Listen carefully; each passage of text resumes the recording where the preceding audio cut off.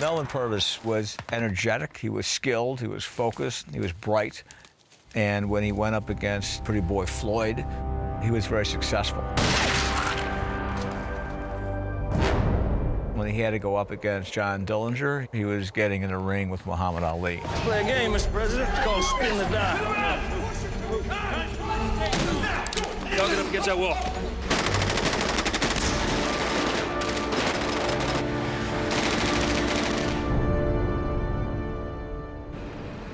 Melvin Purvis was a member of a white Southern elite with very traditional values, like chivalry, that are handed down generation to generation. This was a man who was very cultured, loved opera, incredibly well-read, studied law at the University of South Carolina, came from a very, very good family. You use the term aristocratic, sounds snobbish, but he was. Dillinger came from kind of a lower middle class background. He did come from a, quote, criminal class, as the criminal class was thought of in the 1930s. I haven't been any places. Well, some of the places I've been ain't so hot. The only thing important is where somebody's going. Where are you going? Anywhere I want. John Dillinger began his career of crime in Mooresville, a quiet Indiana town southwest of Indianapolis.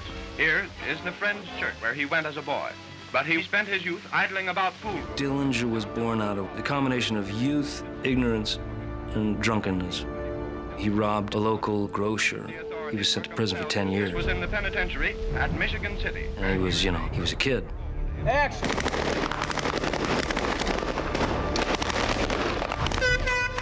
Before we started shooting, I had the opportunity to travel with Michael to Mooresville. And Mooresville is about 60, 70 miles from Owensboro, where I was born. I saw where he'd grown up. The farm still stands, which was super helpful for me. We went to the Dillinger Museum in northern Indiana. They have the pants, he was wearing, the suit pants that he was wearing when he was taken out in front of the biograph. I put them on. We were pretty much the same size. If he has the right shoes and the right clothes and the right fabric and it feels the right way on him, it helps him get there. But although I think that this character of John Dillinger burns deeply inside of him. Ready, set, and action.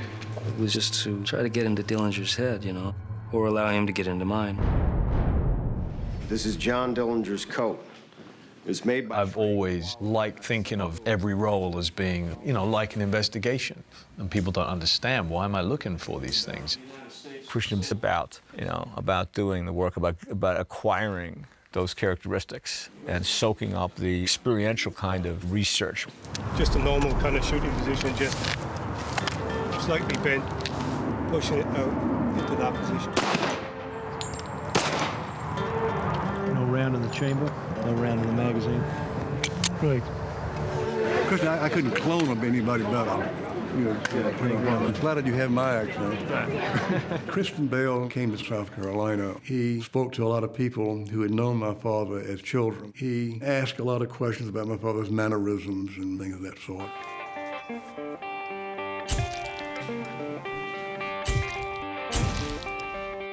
Christian asked every question you could possibly ask. For him, there was no detail that was unimportant.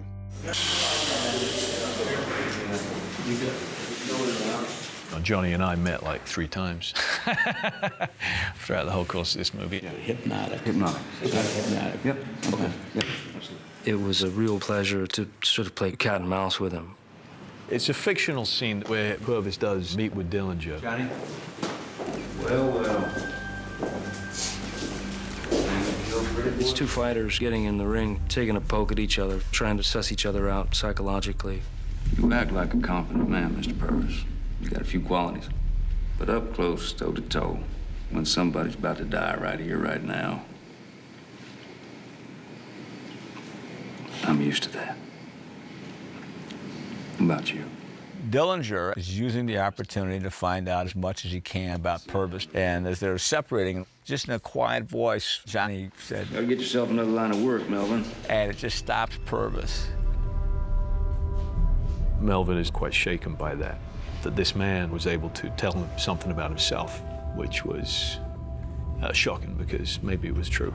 Dillinger brought to Chicago, recaptured after he had escaped from Lima, Ohio, taken to Crown Point, Indiana, the Lake County Jail, to be tried for the murder of a policeman.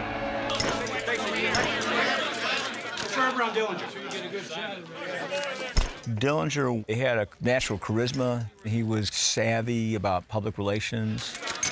Johnny, how long does it take you to go through a bank? Oh, about 1 minute, 40 seconds. Flat. He loved people. He was well-mannered. He wasn't a sociopath. I stick with my pals, and my pals stick with me. You can see on his face that he's laughing. Dillinger not only was doing well with reporters, he knew he was doing well, and he liked it. He spoke to them and owned them while he was speaking to them. That's it. When he escaped, within days of giving these interviews, people felt it was almost like someone they knew had gotten out of jail. It does seem unbelievable that Dillinger could have escaped so soon after he was put in prison with all the blaring of publicity. While in Washington today, President Roosevelt said, John Dillinger is making a mock of Hamilton has a 34-year-old sister in Detroit. Arrest her. Pick up all known Dillinger associates. Hoover had a real nasty dislike for Dillinger. He made Hoover and his boys look like chimps, you know. Create informants, Agent Purvis. The suspects ought to be interrogated vigorously. Tell me where he is! I don't know! He's suffering. I need to sedate him. If you interfere, I will arrest you. No obsolete notions of sentimentality. Tell me! Take direct, expedient action. Do we understand each other, Agent Purvis? Purvis wanted to step forward into a new progressive phase of law enforcement. This is a Bureau of Scientific Crime Detection. New, modern, up to the minute. But the future that Hoover imagines is kind of a brutal expediency. Hoover had no hesitation about suspending habeas corpus, picking people up and throwing them in jail to compel them to become informants. Where is...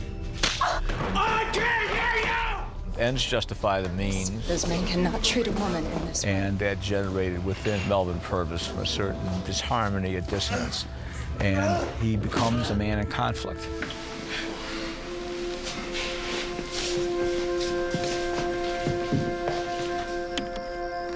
If you aid us apprehending John Dillinger, I'll give you my word. Hoover started to act in a way that I imagined Purvis would not have found honorable. I think you did this. I think you told immigration to pick me up. And so he started to feel like his hands were getting dirty from this.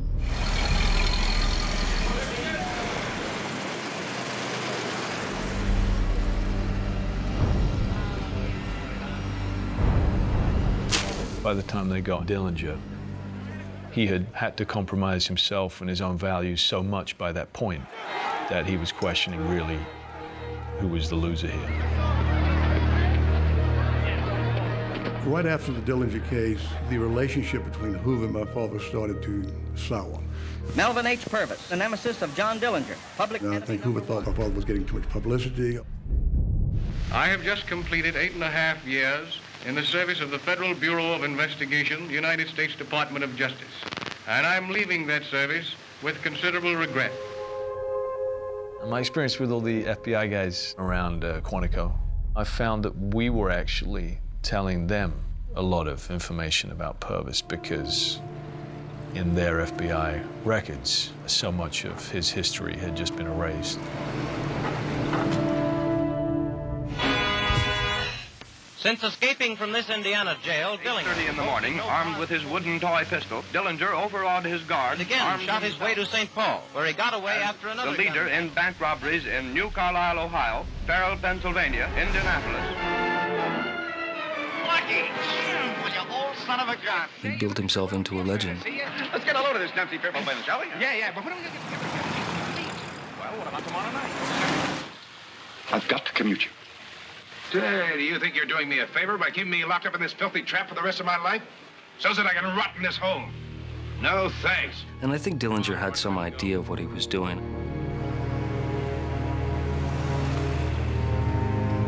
So long, Blackie. I really believe that he was at peace with the fact that it wasn't probably going to be a very long ride. Die the way you lived, all of a sudden. That's the way to go. Don't drag it out. But it was going to be a significant ride.